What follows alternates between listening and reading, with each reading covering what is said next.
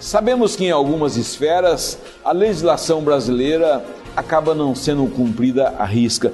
Mas quem comete crime de trânsito hoje está sendo punido realmente de acordo conforme manda a lei?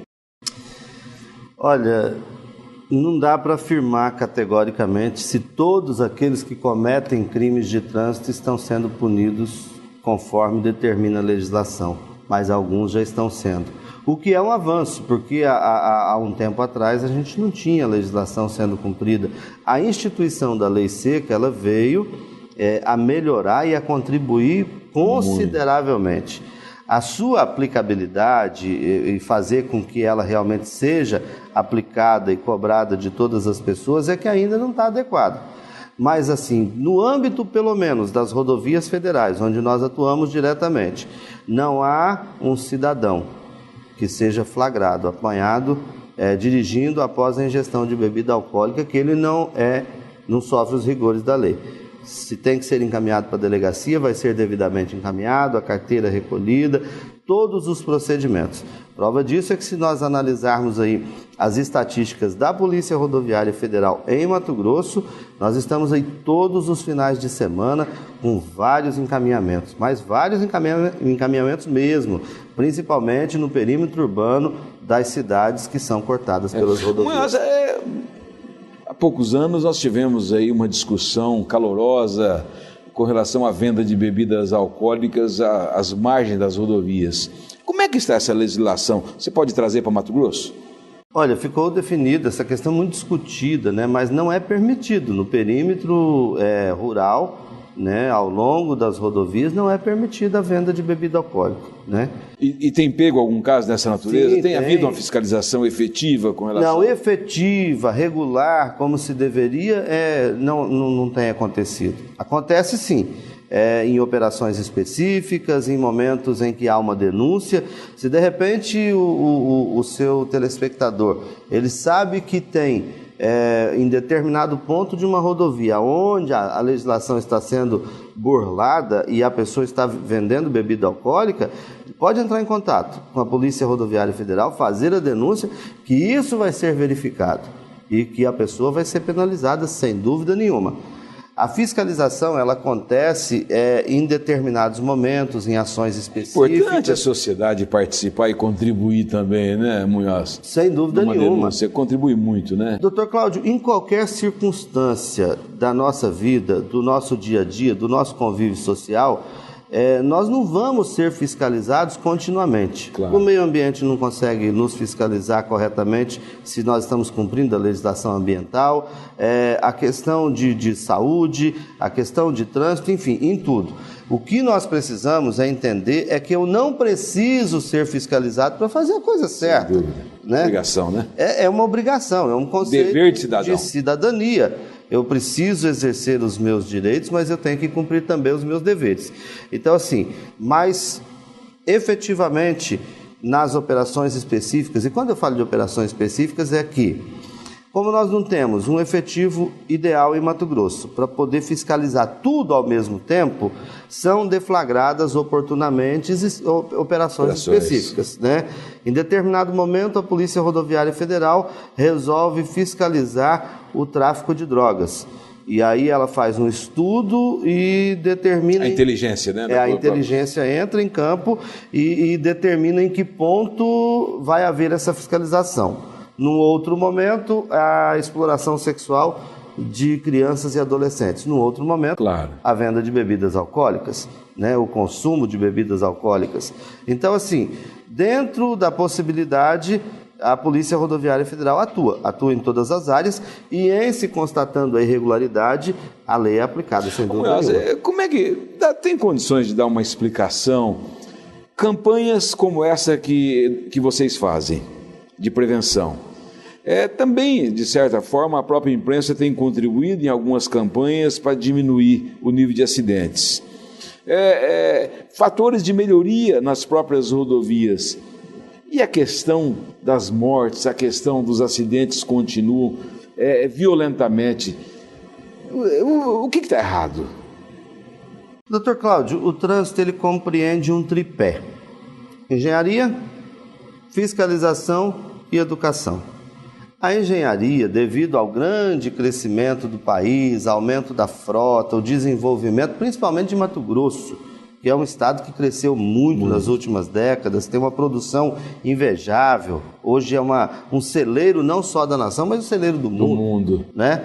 E essa produção sai toda pela malha viária. A engenharia, então, ela não acompanhou o desenvolvimento do estado, mas tem evoluído. Ainda que lentamente, tem acontecido. A fiscalização, ainda que ineficiente e ainda que não atenda toda a demanda, mas ela existe. Agora, eu volto a dizer, eu não preciso ter que ser fiscalizado para fazer a coisa certa. É uma questão de conceito, é uma questão cultural, né?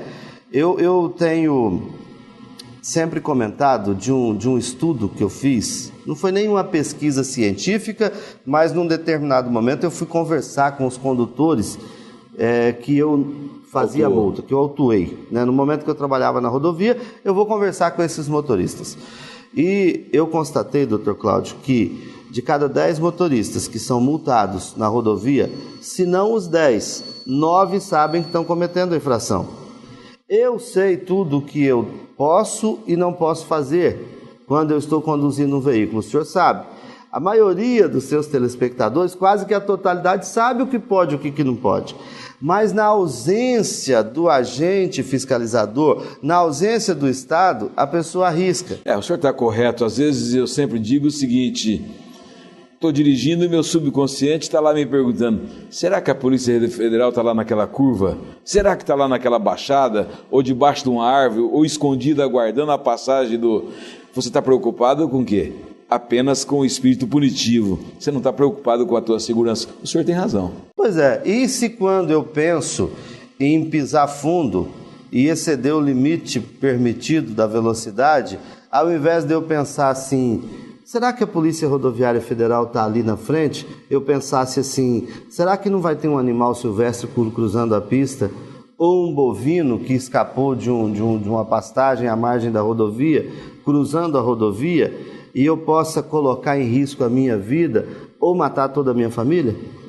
É uma questão conceitual, sabe? A gente precisa de entender, a sociedade brasileira, eu como cidadão, o senhor, que nós não temos que ser fiscalizados para fazer a coisa certa.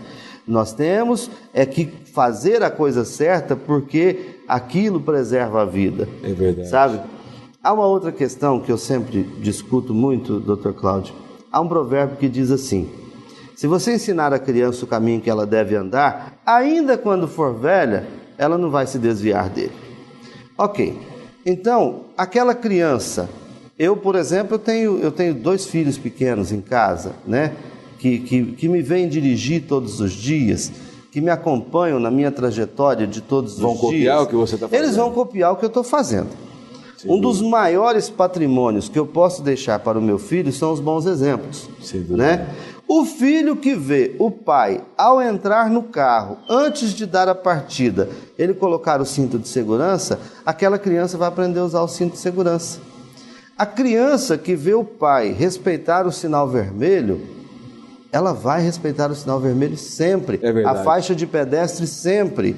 O grande problema... São coisas simples, né, São coisas muito simples, que fazem muita diferença. Dr. Cláudio, o pedestre que eu não respeito hoje na faixa, amanhã pode ser o meu filho, sendo atropelado por um outro motorista que não respeitou. É verdade. Quando você fala em pedestre, nós não podemos fugir do foco realmente dos itens de segurança. Como é que a Polícia Rodoviária Federal tem visto essa questão dos itens de segurança dos veículos que trafegam nas BRs?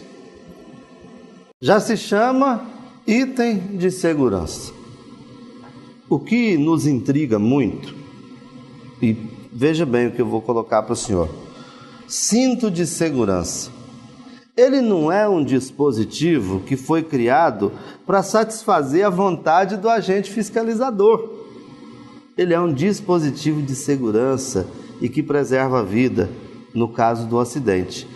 Muitas vezes eu chego no infrator que está conduzindo o veículo sem usar o cinto de segurança, e ele fala, mas eu ouvi falar, eu conheço uma história, eu vi uma matéria em que a pessoa morreu porque estava usando o cinto. Ok? Muita gente morre quando vai tomar uma injeção por um problema de saúde. Claro. Entendeu?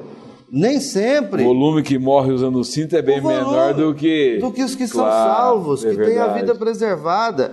É verdade que em um ou outro caso aconteceu e vai acontecer ainda. Mas a proporção, a desproporção em números é muito maior. Nós temos aí 99,999, talvez, de casos em que o cinto é 1 em 1 milhão. É verdade. Entende? Então a gente precisa... O número que salva de vidas também é indescritível. É indescritível, né? Eu não posso entender, querer dizer assim, mas eu vou virar ali só porque eu esqueci de dar a seta. Mas a seta, ela vai informar às pessoas que você não está vendo naquele momento, mas que te enxergam, que você vai fazer uma conversão. É verdade. Então, assim, as pessoas tendem a achar que o equipamento de segurança ele tem que ser acionado para atender uma exigência da lei ou do agente fiscalizador, mas não é. É a própria vida que está em jogo. É a própria vida que está em jogo. É verdade. Ainda hoje, Vanderlei Munhoz explica o que é o projeto FETRAN. Voltamos já. Fique com a gente.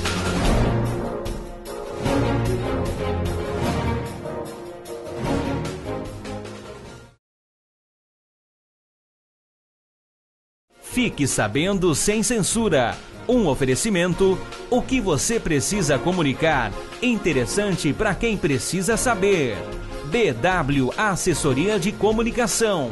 Segundo a Organização das Nações Unidas, o Brasil aparece em 3º lugar na lista de consumo de álcool entre adolescentes. No país, 48% dos adolescentes com idade entre 14 e 17 anos admitem que já consumiram algum tipo de bebida alcoólica.